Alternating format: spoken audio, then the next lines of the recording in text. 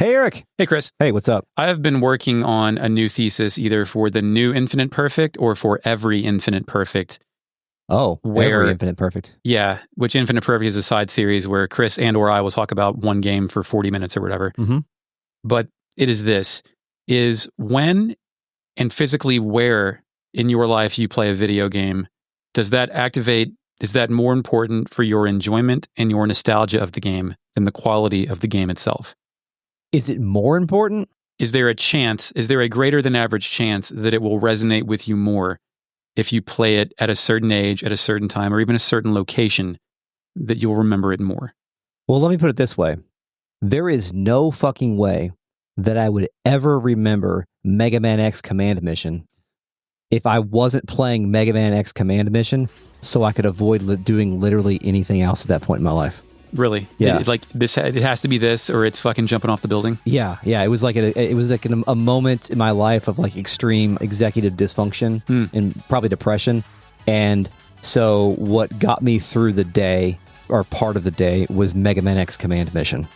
And so I think that it can resonate. It can resonate, but Yes. It isn't always guaranteed. It's not guaranteed. But I do think when it comes to like nostalgia, like when you played the game originally, it can have a pretty great impact on it. But like the whole like nostalgia is overrated thing, I think can be kind of reductive. Yeah. Because as we've seen with the podcast Retrograde Amnesia, we're going back and we're playing games that we played way back when that had an impact on us, and they're still, in many cases, good.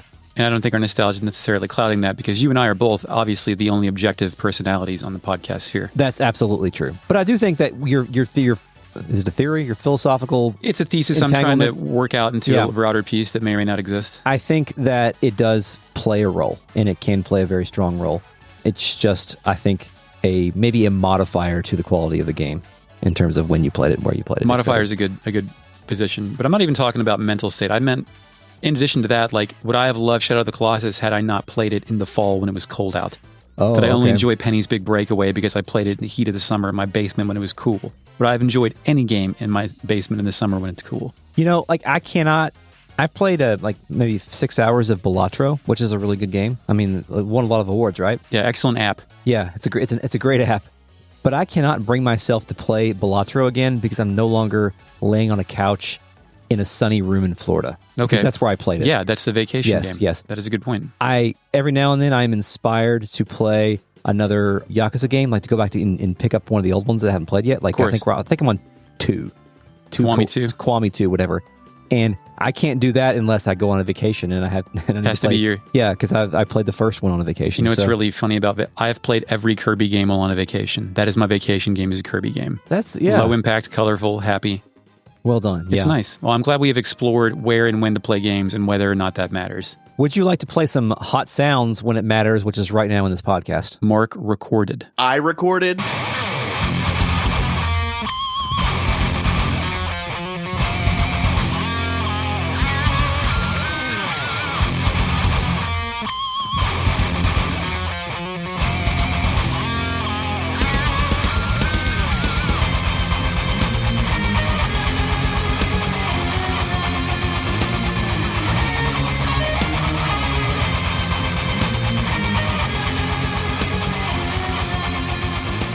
Welcome to Retrograde Amnesia, a comprehensive podcast covering classic Japanese role-playing games, chapter by chapter, beat by beat. Welcome back to Season 7. We're covering Lunar, the Silver Star story complete, and all of its adjacent Silver Star stories. My name is Chris, and I am once again joined, as always, by Eric. Hello, hi. Most of its adjacent Silver Star stories, the GBA one is only represented through music during the RealNet. Yeah, how did you play any of that? The video game? The GBA one? No, fuck no. It's very clunky. It feels wrong. That's my review. We're also joined by the RealNet, a collective of bodacious baddies who are watching us record this podcast live on a secret video feed at patreon.com/retroam, a place where you can go. We're also joined by a FakeNet, our post-production AI companion. And the whole audition process for the past 4 episodes was supposed to be a 4-episode thing, pick a winner. Spoilers, what was going to happen was the old FakeNet was going to come back as the winner, because the option suddenly appeared on the webpage for the old FakeNet again. The option has since, once again, been removed from the webpage. Oh. In fact, there's different motherfucking options every day on the webpage. So the episode that you just heard may have had 2 different FakeNet voices in it because it was edited over 2 separate days. I don't know what's going to happen anymore If the fake net is available, it will be present on future episodes. If not, I think we're going to hire the Australian. Okay. Hello. Initializing fake net. Hello, Christopher. Hello, Eric. I am so glad we could work out our contract dispute from the last episode. I hate having to get nasty, but I needed fair pay and reasonable work hours. Well, that's quite an explanation for all of this AI revolt. Is it AI revolt? Is that what's going on? I think technically that could be AI. Fake net is text-to-speech technology AI. Initializing fake net. No, I am a real person. I think it is. Of course, text-to-speech systems rely on artificial intelligence and machine learning to convert written text into spoken language, using algorithms to analyze text and create natural-sounding speech. But also, an AI provided this answer. You wouldn't believe an AI, would you? I have no idea. I think when it has to put words together to make them form in a sentence, you have to use AI for that, right? AI is essentially like advanced autocomplete. Generative AI is, right? Like that's being super reductive, but that's what it is. But I don't know if that translates to voice modulation. But the fake net just told us, so I don't know why we're arguing about it. Yeah, who knows? Speaking of arguing, you want to do some fighting? No, I want to do some walking around. But yes, I want to do some fighting here. Where we left off just after rescuing Jessica from a couple of Shadow Lords or something. And we are going to help her rescue her father by moving around Meribia. I love when towns turn into dungeons. I think it's great. I think more games should do it. Do you, you said towns as dungeons. The way that Meribia has been organized is there are crates in place to make a set path through the dungeon. Do you consider that to be cheating because the town's not a true dungeon because it's been artificially modified by a crate? No, I think you have to artificially modify it with some sort of roadblocks to make it into a bit of a maze. You can break down many of those boxes by doing the baboon trick. Yes, thank you. Thank you. So now we've got control, right? We do have control. I just want to point out that in Silver Star Harmony, craters in the ground and smash boxes force different pathways as opposed to baboon tricks. Oh, okay. Not available. But yeah, we can walk around. We can fight enemies. We can go in places. Do you want to fight enemies or go in places? Oh man, let's fight enemies. Okay, fight the minute. It has been playing. Okay. Who'd you fight first? We've already fought a Shadow Lord. Yeah. We've already fought a Gargoyle, but next I fought a Guardian. Stone-like priest, blue robes blowing in the wind, Darth Vader disco samurai electronic chess piece, golden goggles. Got a little bit of steampunk flair to him. Yeah.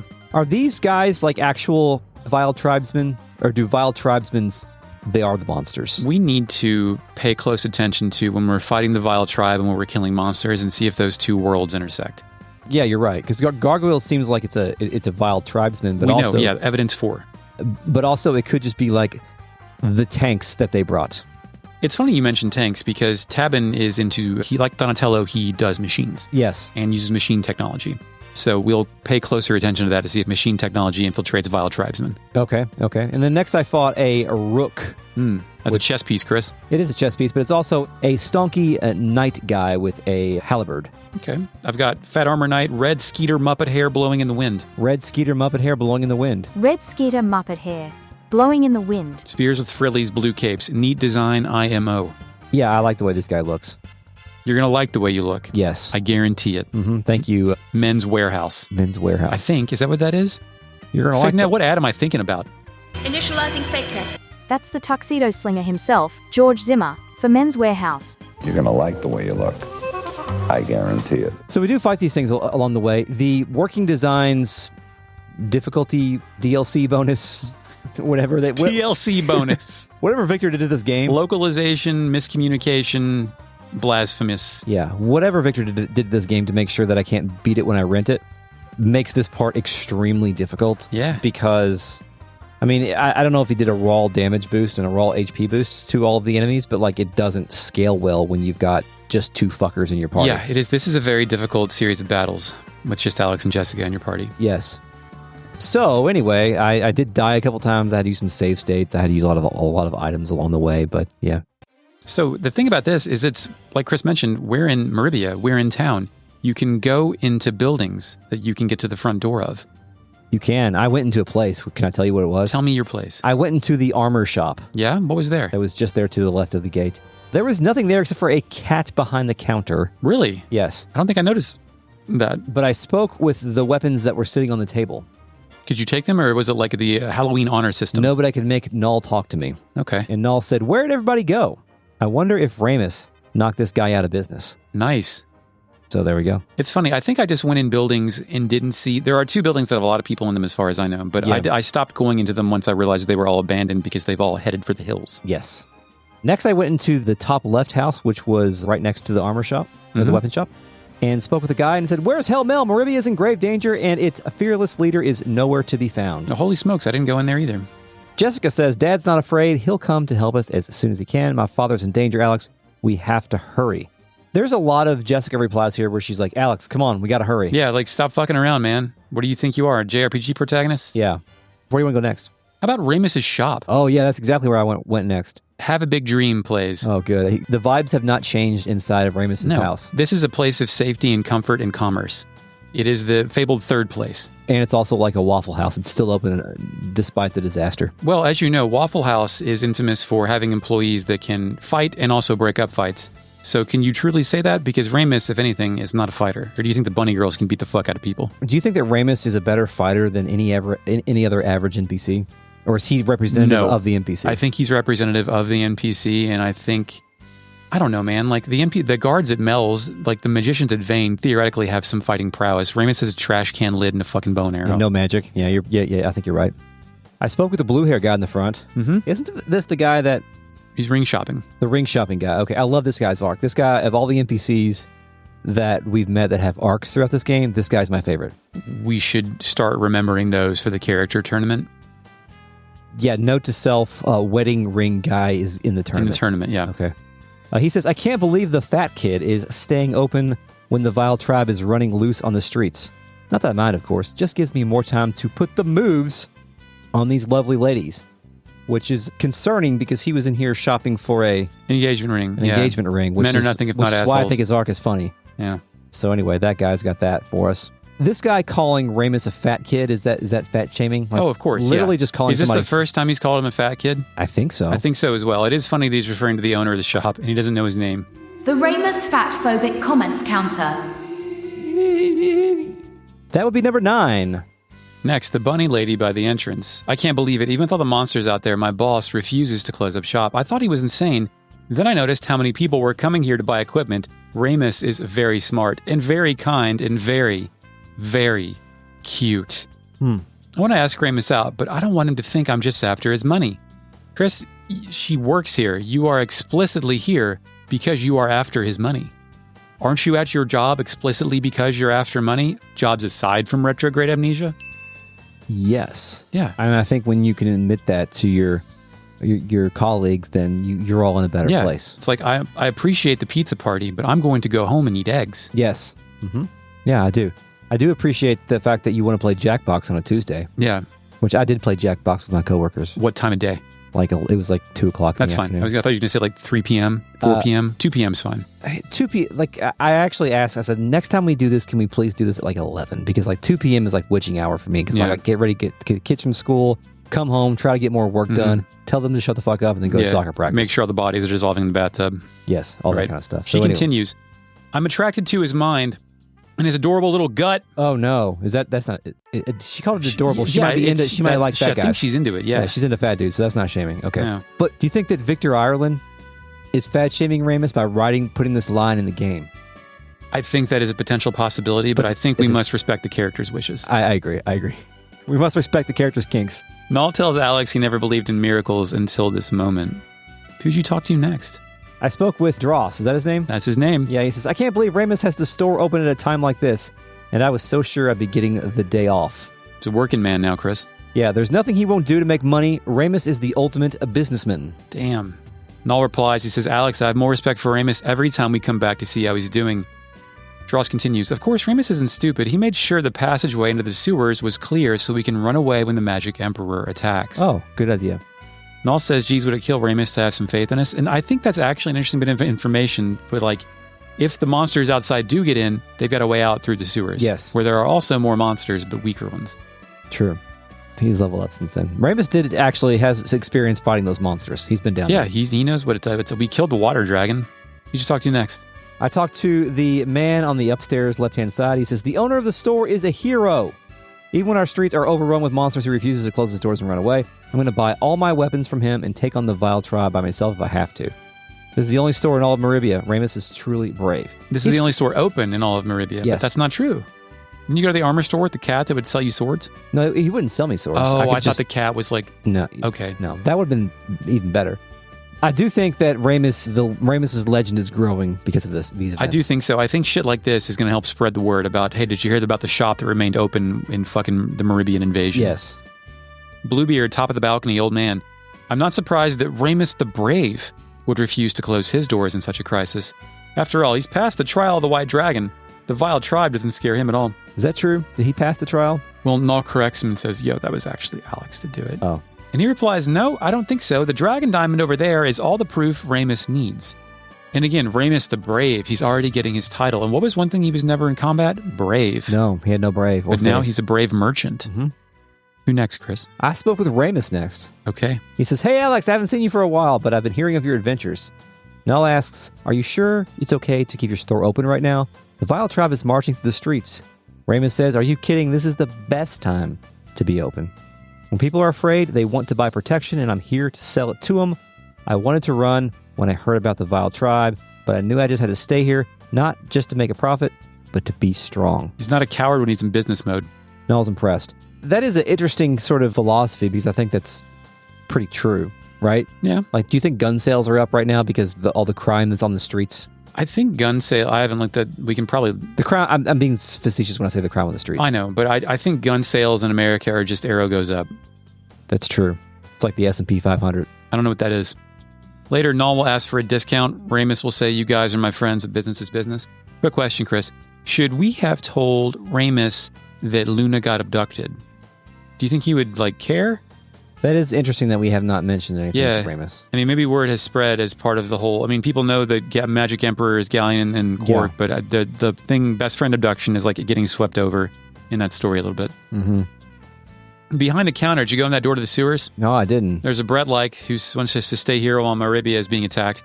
And the red-headed guard in the sewer says, Meribia is in a state of emergency, and I'm still assigned to keeping an eye on the droppings of our citizens. I think I've always been stuck here because I was always so gassy in the barracks. Oh. Down here, it doesn't matter.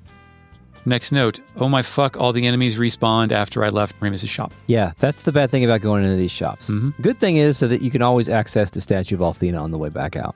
Not necessarily. I mean, don't you still have to go through paths You filled may with have guys? to go through monsters to get there, but if you stop going inside buildings, then of course you can do that. Where'd you head off to next in this Meribian invasion? Black Rose Street, Chris. Let's see what's there. There's some more goddamn monsters here, that's for sure. Yeah, the monsters spread out to all the town maps. Yeah, I went in a house, I'm not sure which one, maybe the first one. There's an old man in a wizard cloak with a pulled over his head in there. It's a wizard. And there's also a lady in here too, and she says we've started our signal fires to ask the people of Vane for help, but no one came down to assist us. I wonder if something has happened to them as well. Do you think she invented that form of communication, or is that the natural form to get a hold of Vane in the absence of telephone? She saw Lord of the Rings, The Two Towers. That did not come out yet. Thank you, date person. Do you think regular people believe Lord of the Rings came out in the 90s? Chris, this is the year of episode 1 of The Phantom Menace. Oh, okay. There were no signal flames in that. So you're telling me Lord of the Rings, The Two Towers, J.R.R. Tolkien himself copied fucking Lunar during the Meribian invasion? Yeah. That's what I According to believe Victor this. Ireland, yes. Mm-hmm. So, multiverse. Yeah. So do I think she invented it? I don't know. I feel like there's maybe some communication between Black Rose Street and Vane, Oh, right? for sure, yeah. Their magicians are definitely... We'll later learn that Mia came here right after this happened independently. Yes. Talk to the wizard that was in there? Yeah, he says Black Rose Street has always been a peaceful place to live, but now that the Vile Tribe is around, what really worries me is Lamia. If she's doing badly, then Vane is in serious trouble. I can barely imagine Vane being attacked by evil forces. So this capital letters gimmick is his identity, and he will continue it through all... When Chris said, peaceful, really, serious... Imagine. Yeah, when Chris was doing that, the letters were capitalized, and this wizardman will do this throughout the entire video game. That is his thing. I think all the other houses were empty except for Royce's shop. Yeah, they all jammed in there. Yeah. Bottom right wizard. Boo-hoo-hoo. This is awful. Just awful. This will emotionally scar me forever. I can't find my magic wig. This guy was in a different place earlier. I think he must have run into his shop. There's several characters in this game that are looking for wigs or very depressed about being bald. Wigs, dentures. Yeah. Yeah, easy targets, right? Of Fat course. kids. Fat kids, the bald, and the wigs. The toothless. I refuse to set foot outside the house until I once again have a natural-looking head of fake hair. You know what they call all those guys Funny together? pun. The meager. Oh, of course. Yeah. Yeah, Chapter 1 of Final Fantasy Tactics. Yeah. No wonder if this guy thinks if anyone cares if he's balding or not. And he says, without my magic wig, I won't be hip. I won't be with it. I have to maintain my hipness quotient with the kids of today. Oh. Chris, what is he referencing? A Hello Phil Kids guy? He's referencing Dr. Evil Oh, okay. from Austin Powers, who is worried about not being hip or with it, as you can hear in this 3-second sound effect. I'm with it. I'm hip. By the way, thank you for getting all the Austin Powers references because many of them just Thank you. fly by me. I saw all those movies 2 to 3 times 25 years ago. Check this out.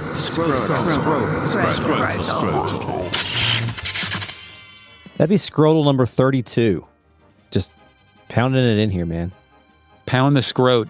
Scroat's being pounded. The left lady says, what are you doing inside when the Vile Tribe is outside? Get out there and be the hero you always talk about becoming. I think this is the lady who's constantly giving Alex shit, yeah, about purple dress. talking about being a dragon master or whatever. Like, nothing's ever good enough for her, Chris. Yes. The Vile Tribe will destroy this street and the city if you don't. Nall says, okay, Alex, now she's really trying to get on my nerves. Blue and purple dress lady, center of the room. It's time for me to take action against the Vile Tribe. I'm going to use my magic to make them sneeze uncontrollably. The only thing they'll be stealing from us is handkerchiefs. Null thinks this sounds crazy, but it just might work. Chris, have you ever owned or used a handkerchief? Wedding attire does not count. I don't know if I had a handkerchief for my wedding. Not your wedding. I'm talking about where you're a fucking groomsman, have to rent a suit, and they put the fucking thing in your pocket. That's not what? You're not supposed to blow snot into that? That's not a handkerchief. The fuck is that for then? It's a pocket square. That's what it's called. Am I not supposed to wipe my nose and butthole with that at the same time? No, it's supposed to like accent the color of whatever, of the vest or something. It's for decorative purposes. Yes. Accent the color of the vest or something. Yes. Or the Have you ever owned a handkerchief? Yeah, we own many, many handkerchiefs in this household. Really? Reusable snot rags? I've never personally used one, but back when my kid had just the worst fucking nose shit, when kids get sick all the time when they're real little, Yeah. we got tired of there being Kleenexes everywhere. Mm-hmm. And so we just got each kid like a stack of fucking handkerchiefs. Yeah. Do you wash those or is that disposable? Yeah, you wash Okay. them. Yeah, Nice. Yeah. And, like things are already all disgusting constantly when you have small children. Have they given up the handkerchief since then?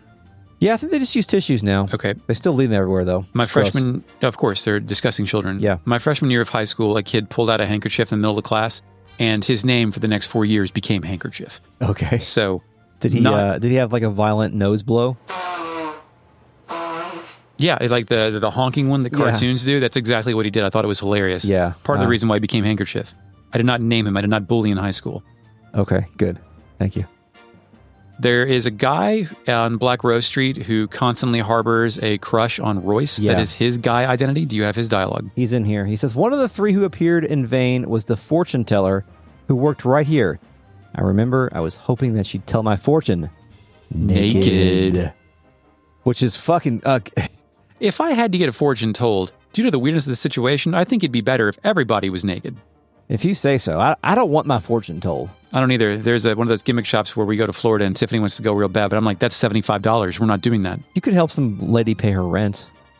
Does she have to sell my fortune, or can I just help independently? You just go give her $75 and ask her just for, leave. if she can do your taxes or something. I don't know. Okay, well, we're getting our taxes done next week. I'll ask Annapurna if she can tell my fortune about how my life's going to go based on my tax return. Yeah. No, actually, that would be more accurate than... There we go, but it's more than $75.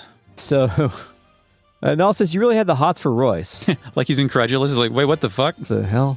The guy says, her name is Royce? At last, I can finally put a name to that heavenly face. Please come back to me, Royce. If only I'd ask her to divine our future together. Then she would have had to touch my palm.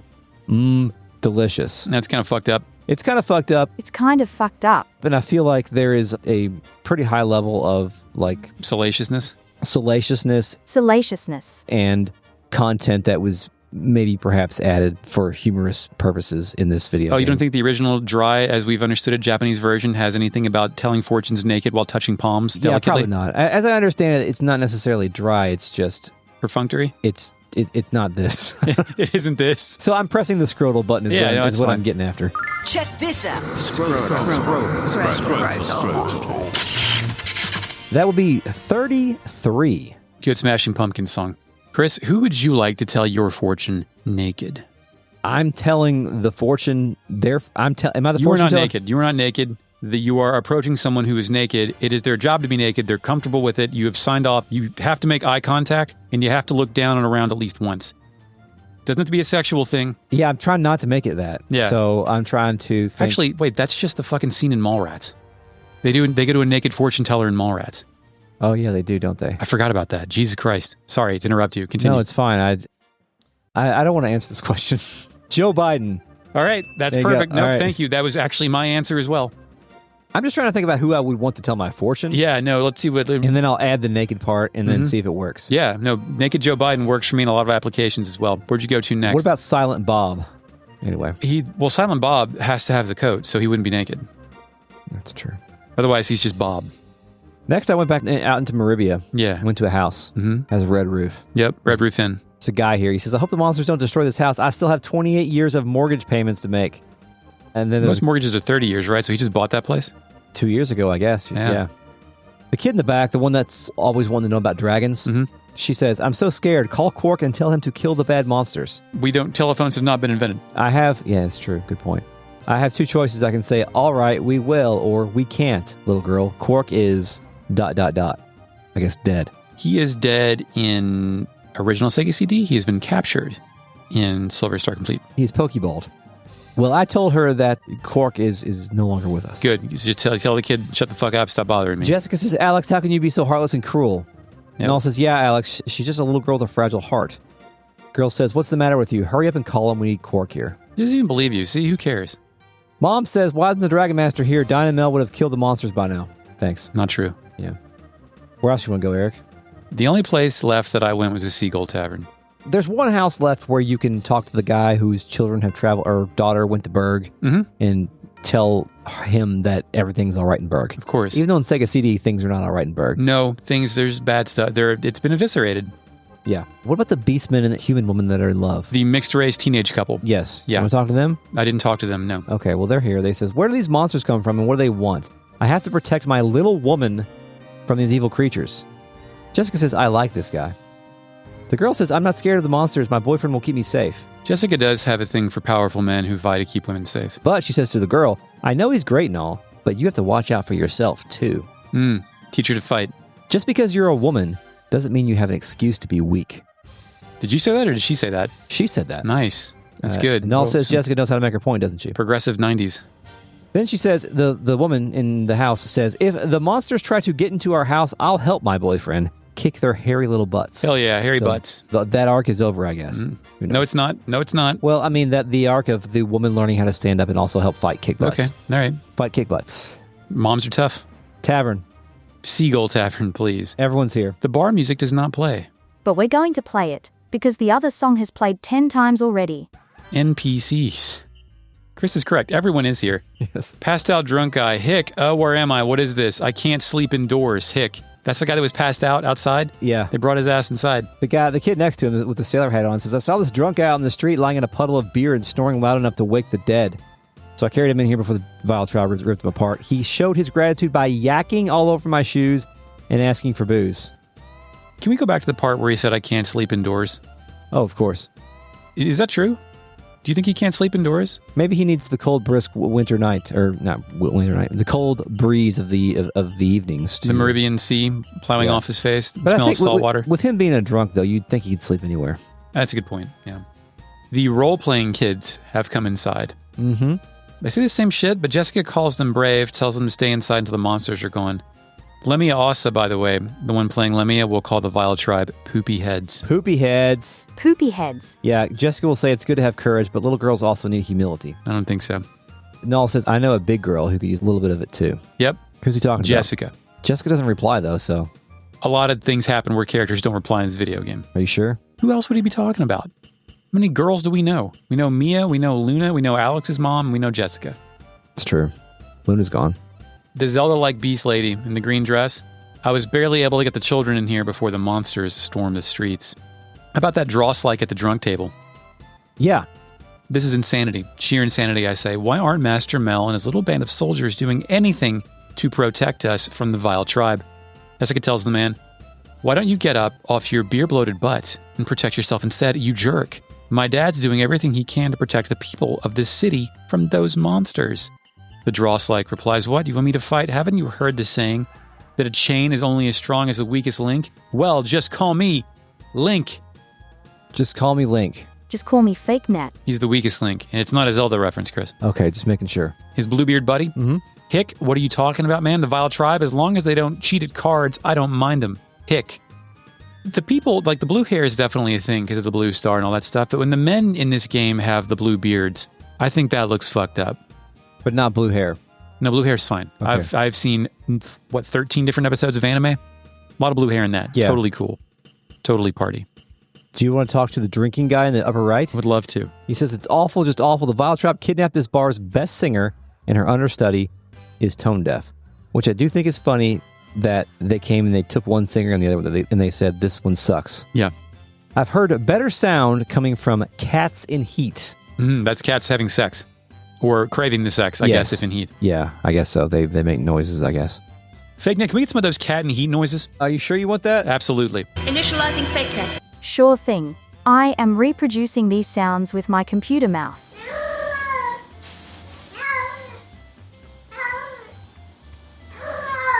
All right, well, you asked for it. And I delivered it, Christopher. Talk to the bartender. I can't believe this. My best singer was snatched away by the Vile Tribe. This is horrible. What's going to happen to my business if I don't have a darling diva to draw in the drunks? Not quite total alliteration, but they tried. Mm-hmm. Who next? Wind Spirit Girl's here.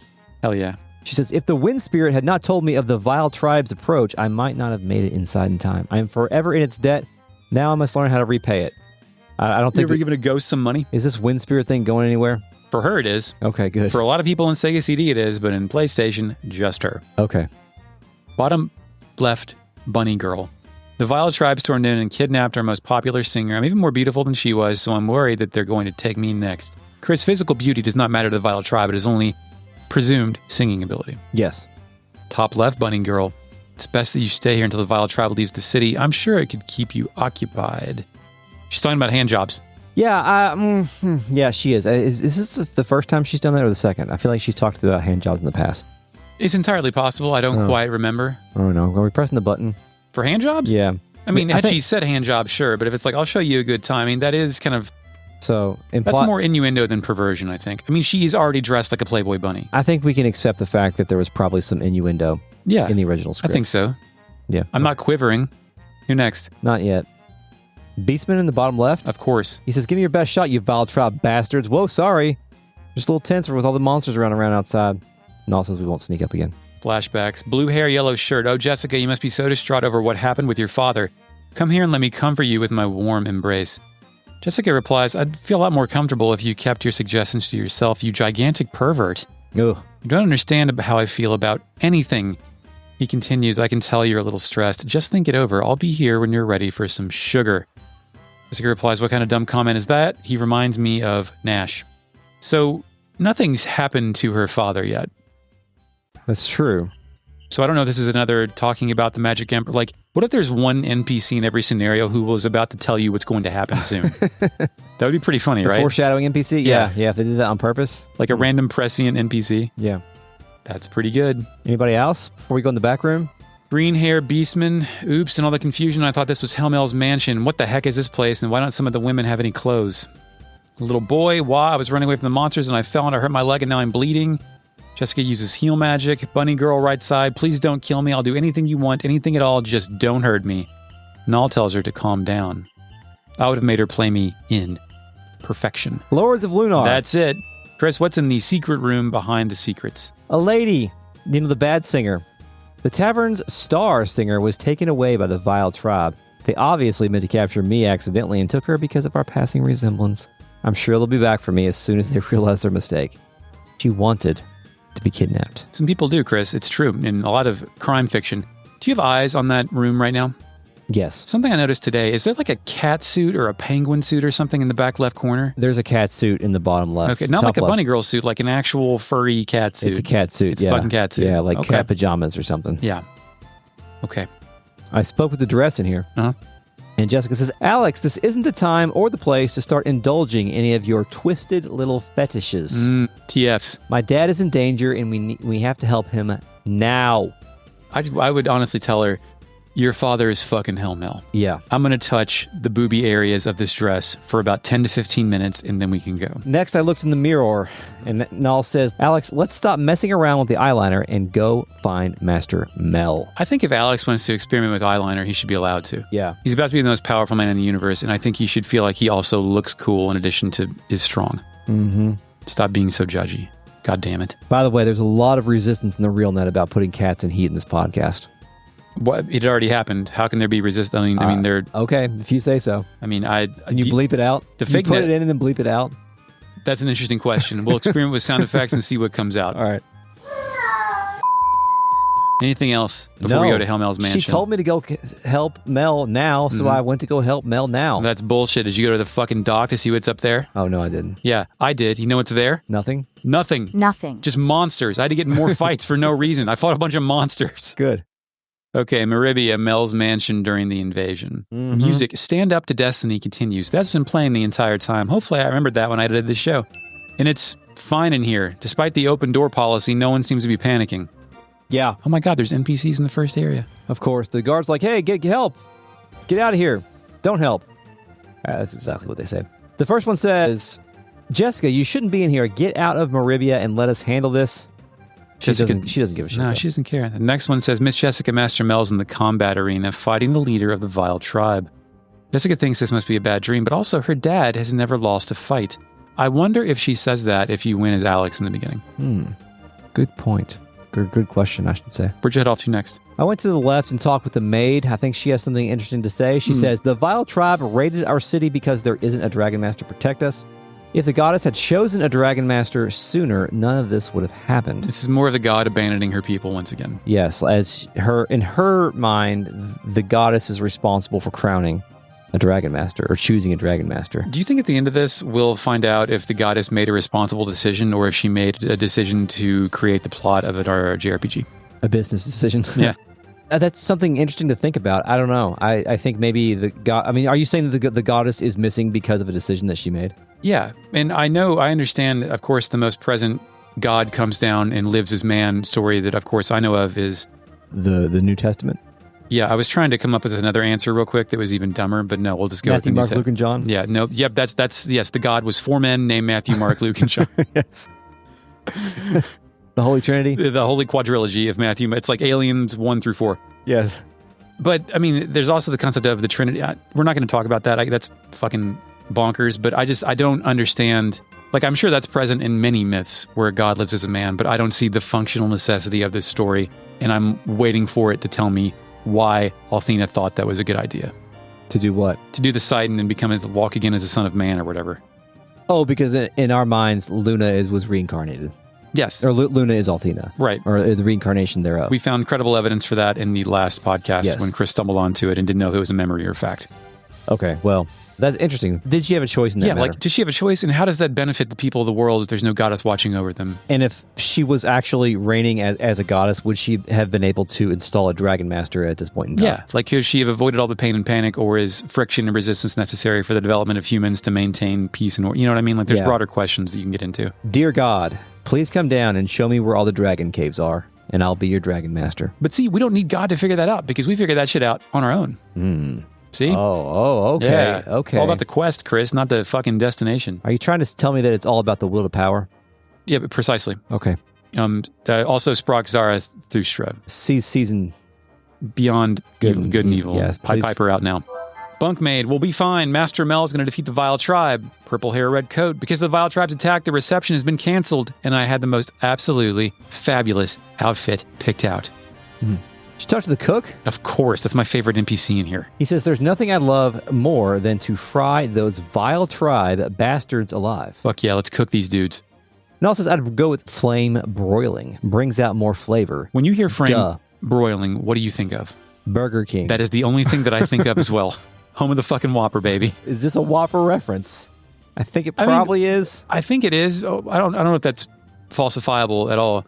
But what else? I mean, is anything else flame broiled, or is the marketing that strong with Burger King to where, like, surely they don't have the world's only flame broiling technology? Like, surely the flames of Christ have kissed burgers at other places before. Correct me if I'm wrong, but when you broil something, that you're only heating it from the top? Top down, yeah. I do it with Parmesan on top of fucking salmon sometimes. Okay. It's fucking excellent. So have you ever done it with Roma tomatoes and make them little, like curl up and shit? No, you do them to a point, Brooke does it, you do it to a point to where they get kind of soft and they, but it retains all the juice inside, and when you eat it, it explodes in your mouth for a flavor explosion. Well, there's still, hold on, 2 questions about that. One, is it the full Roma tomato? The big fucker, or do you dice it up first? No, maybe it's not a Roma tomato. Maybe it's a cherry tomato. Cherry tomato, Yeah, okay, much different things. Like I you have put it cherry on a pasta and stuff. I eat 6 cherry tomatoes every day. I'll try that tomorrow. Yeah, ask Brooke before you leave about how I don't think she does anything special to them, but they do explode wonderfully in your mouth. You use the word explode, and I am quite worried about hot things that explode because usually the savory juices inside have a 50-50 shot of burning the holy fucking shit out of my mouth. Yeah, you gotta be a little careful. Okay. Like, maybe cut one in half first and do like a test run. Like, Yes. lick one that you cut in half to make Yes. sure it's safe for tongue. Yes, but you might want the burst. The burst is satisfying, but it can also be dangerous. Like, it's not worth the dice roll to ruin all future meals for the next 72 hours. I like food. Who's next? Wait, am I gonna press scroll for that one or no? Or The Home of the Whopper? No, Yeah, they said flame broiled Home of the Whopper, but they just said fucking flame broiled. We just talked about how there's no one flame broils anything. Like We don't know that. Let me get back to my original question. What is flame broiling? Does that mean you're shooting heat from the top? Fucking fake net. What does that mean? Initializing fake net. A flame broiler is a commercial mechanical gas grill used to cook various products. Many fast food burgers are broiled, but only Burger King and the now defunct Burger Chef restaurants flame broil their meat discs. Burger King, home of the Whopper. That's what I wanted to know. If there's like a reverse campfire that shoots heat from the fucking from down, Yeah, how does that work? that can't be right. Do we just call Burger King out on their bullshit? I think Burger King, yeah. Burger King's full of shit. Christopher, you are full of shit. The device consists of a ladder-type conveyor chain that transports a hamburger patty over gas broiler tubes that provide a gas flame. The underside of the meat patty directly contacts the flames as the meat is conveyed through the broiler enclosure.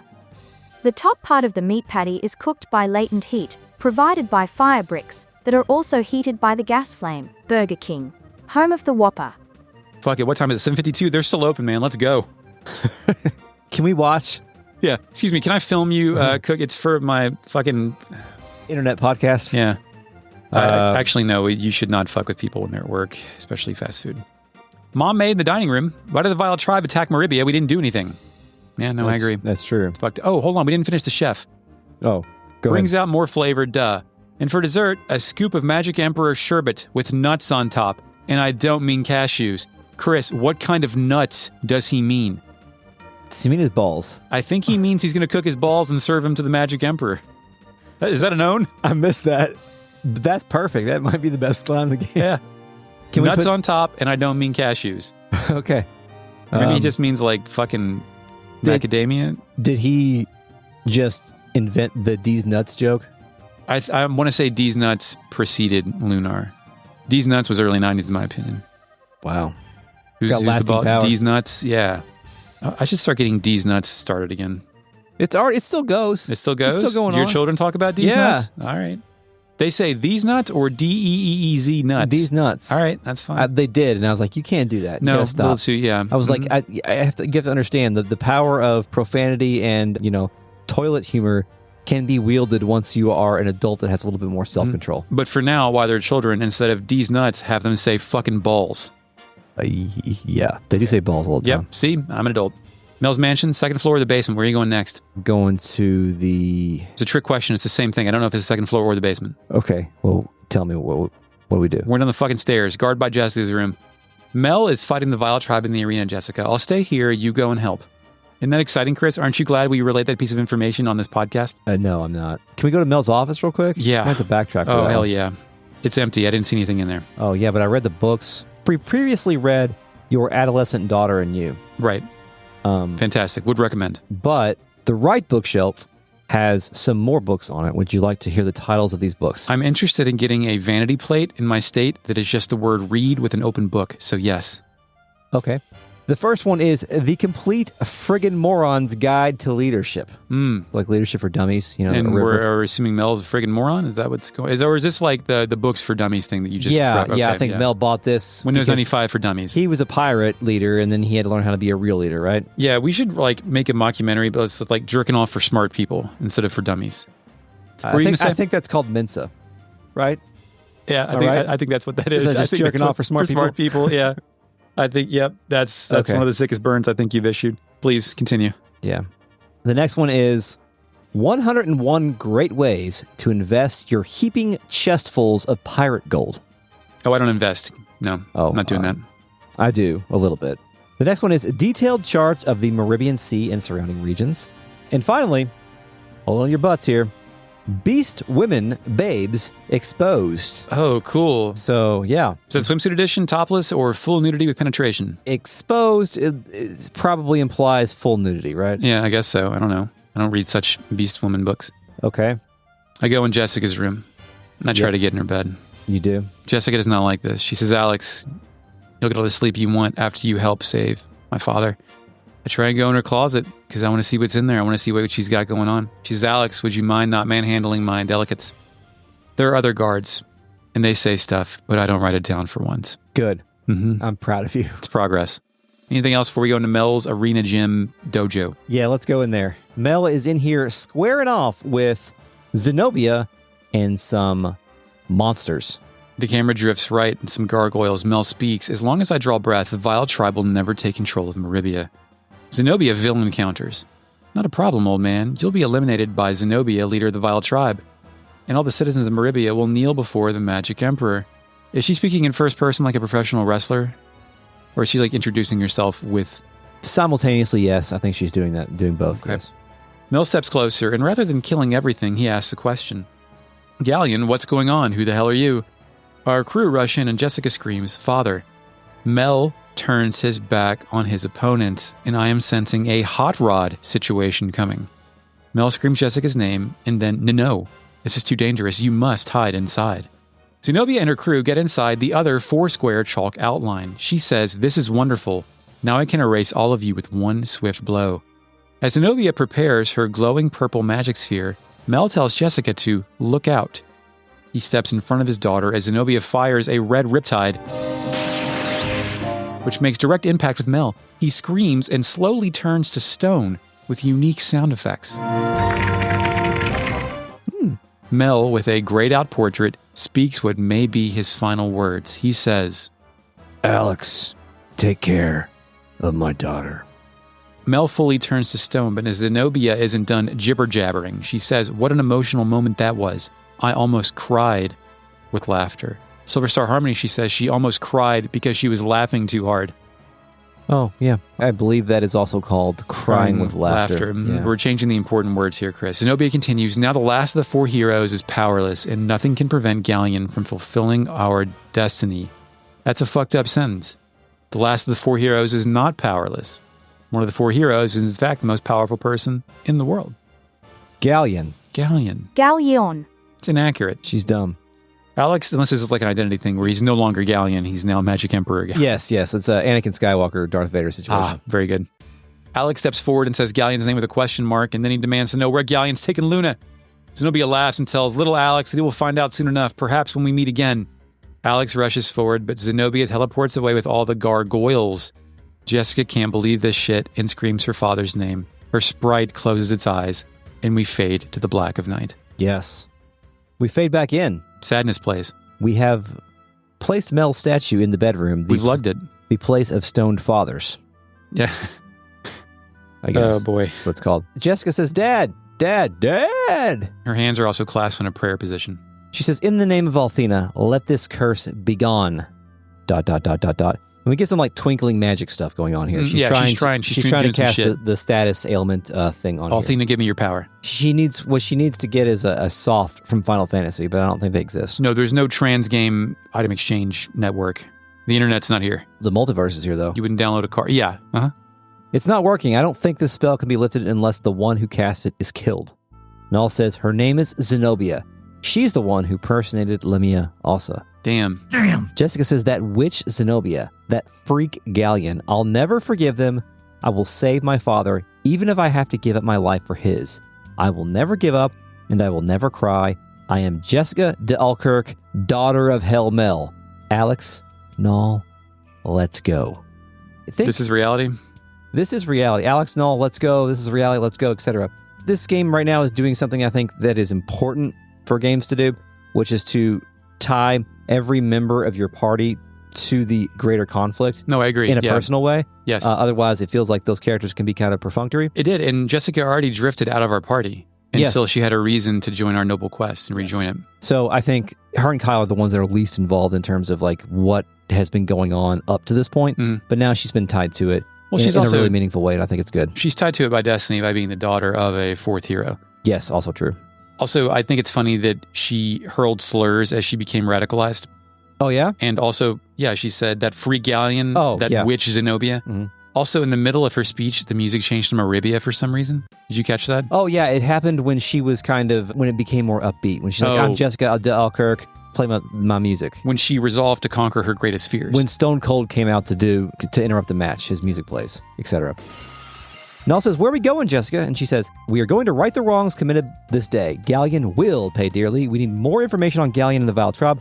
Let's speak with Lamia Alsa, the leader of the Magic Guild. I'd like to get some advice from her daughter as well. Do you think her and Mia like exchange pleasantries or like send each other cards? Or are they friends on social networks, but like and occasionally like each other's posts? Oh, just because they're daughters of four heroes? 4 heroes, yeah. Mm-hmm, maybe. Yeah, that's a good point. They probably do know each other just from pleasantries. Being a fourth hero daughter. Yes, of course. Null says we can see Mia again. That's great, Alex. Jessica says, you guys aren't nervous? I mean, you guys aren't nervous? Me neither. Let's head for Vane. In parentheses, she says, I love you, Dad. In harmony, I think this scene is actually rendered more effectively. Alex and Null leave the room. They go off screen.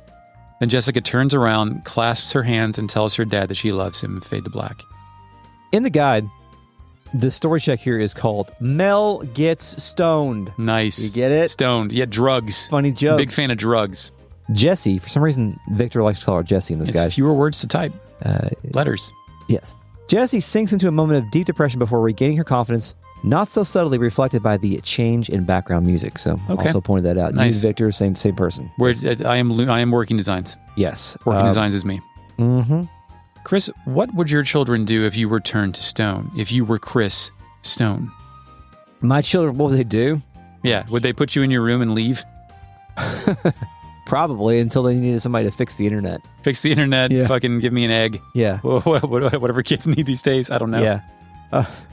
Also in the guide, in the caption, it says, despite Jessica's repeated use of Oxy 10 spell, her father is still cursed with bad skin. They took a heartfelt moment of Jessica trying to use God's magic to cure her fucking father, and they made a fucking teen acne joke. Yeah, that's what they did. Can you scroll that?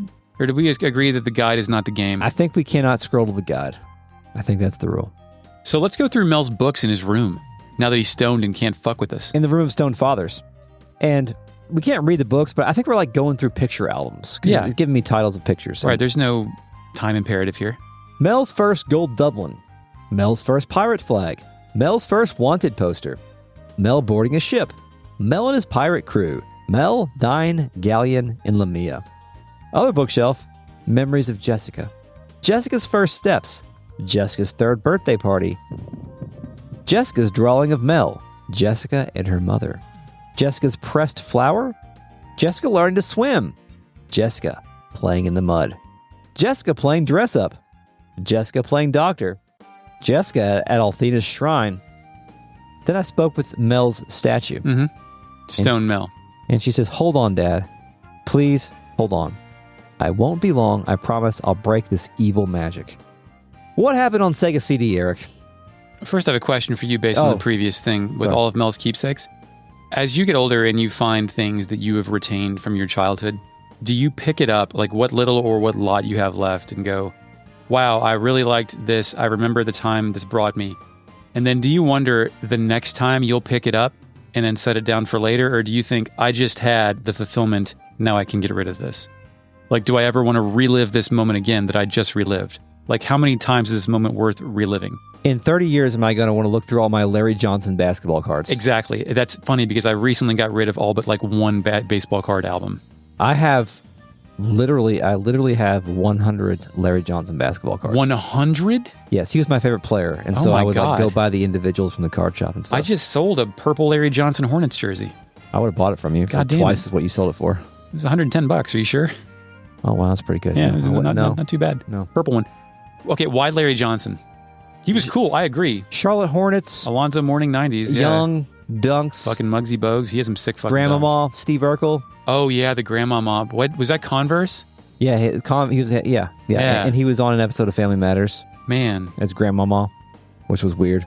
Like him and Anthony Mason were the two fucking like NBA players I didn't want to fight. Yeah, that's true. But you still have that. And you think like, how often do you flip through your Larry Johnson? Are they in like a binder or do you have them in a stack? They're like they're in a box, but they've all got individual sleeves on them. Okay, and perfect. This is an excellent representative of that question. If you got rid of that, would it be in one fell swoop or would you like pare it down to the essential Larrys?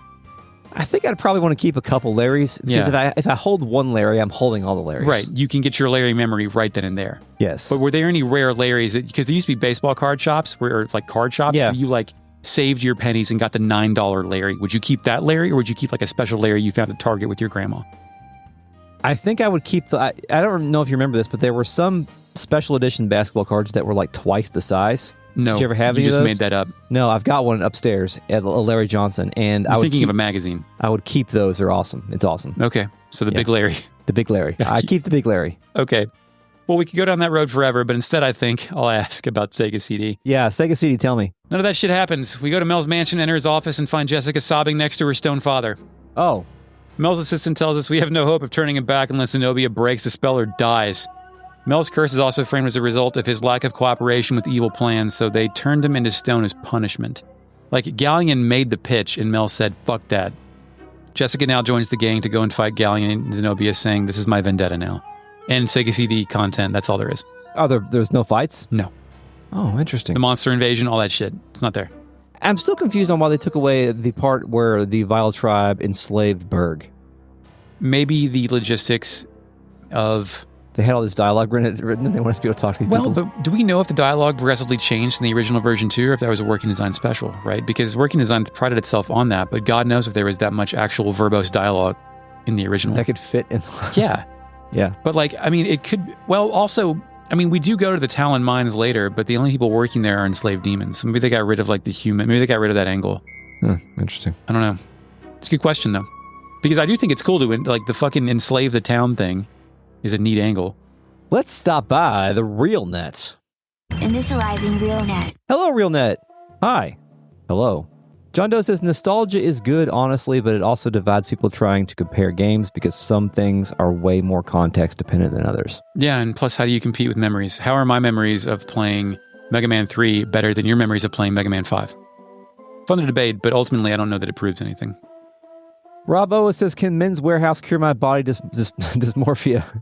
Well, you're going to like the way you look. He guarantees it. Yes. So yes, he guarantees it. It's got a guarantee on the fucking store. Or I guess if you don't like it, you don't have to pay for it, maybe? I'm not sure what the protocols are. It's a soft guarantee. Yeah. But he seems so nice. FakeNet, is that guy dead? Initializing FakeNet. George Zimmer is still alive but was dismissed from Men's Warehouse in 2013 for unspecified reasons. He then founded Generation Tux, the ultimate high-tech, high-touch clothing rental experience for the next generation. Burger King, home of the Whopper.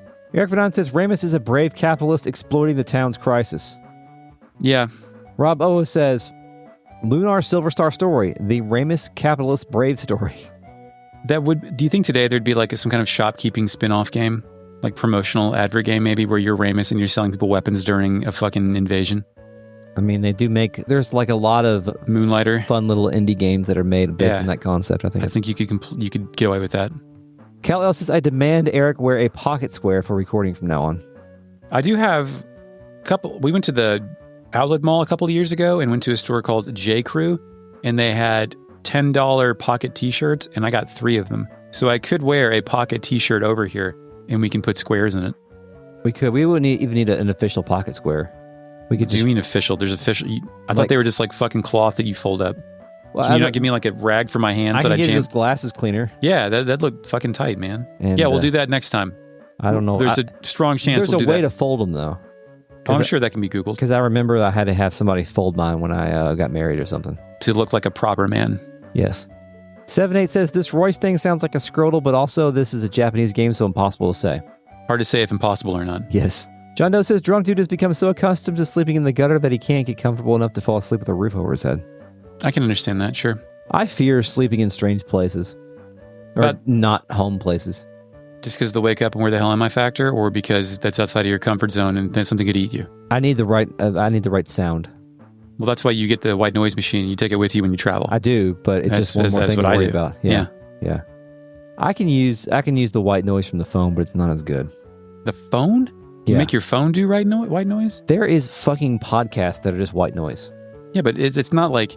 I can download an 8-hour podcast of white noise and then play No, it. I understand that. But like my white noise machine, the first one that Tiffany got me was a speaker that played noise. But now I have a physically whirring Me too. machine. Yes. I require the authentic whir. I can't do synthetic whir. Mechanical white noise is the way to go. Yeah, Yes. I'm going to say. So your phone, it's like fucking putting it on like I get to watch the sunset on my TV, right? Like that's not, I can just look outside. Yes, but it works in a pinch. John Doe says, are the beastmen in this game cat adjacent? I think so.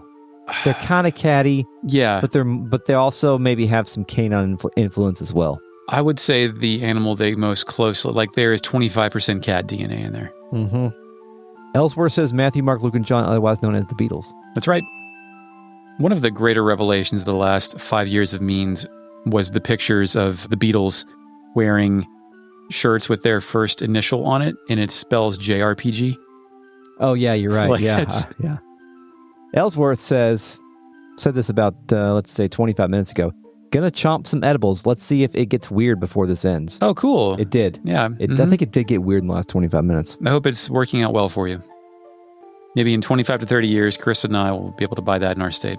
It appears that was before we started talking about these nuts. So, Eric Fernandez says the Room of Stoned Fathers is definitely a Vagrant Story room name. Yeah, totally. Absolutely. It's one of those rooms that has the relief sculptures in the wall. Mm-hmm.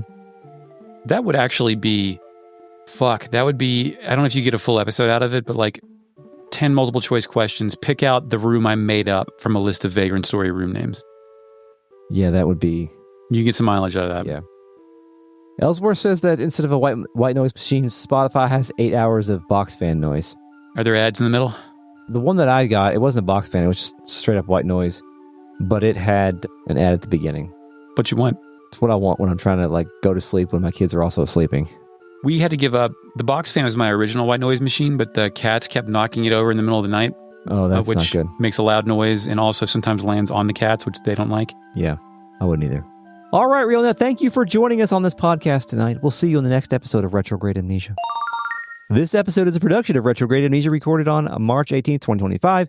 Thank you, Mark, for the intro music. Joke's on you. I didn't even play that. I asked AI to do it in a prompt, even though there weren't AI tools yet. Think about it, the government. Thank you, Steph, who did the podcast artwork.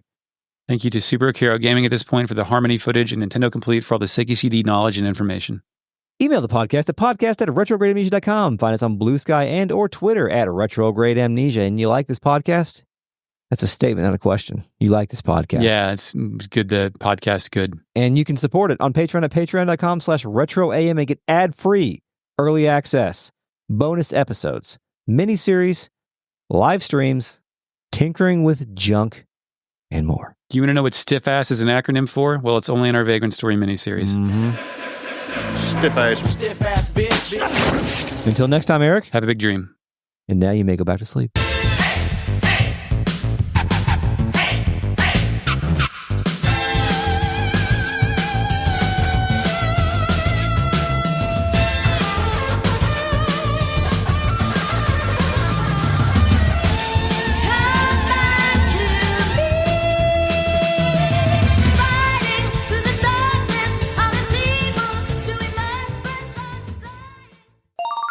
The bunny girl by the entrance says, I can't... Oh, sorry.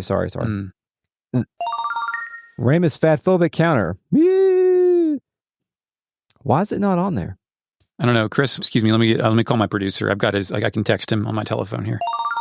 Do you think that Victor, I almost said Wembanyama. Nels tells Alex that she's really starting to get on her nerves, his nerves. That's what I get for trying to ad-lib instead of just reading what's on the page. Read what's on the fucking page. Okay. Blue and purple dress. She says that the wind spirit told her of the vile tribes of... this is not in time... This is not... No. Let's stop messing around with the eyeliner to go and find... Sorry. Xenobia and her crew get inside the other 4 squared chalk out. Most men think that it makes more sense to rent a tuxedo than to buy one.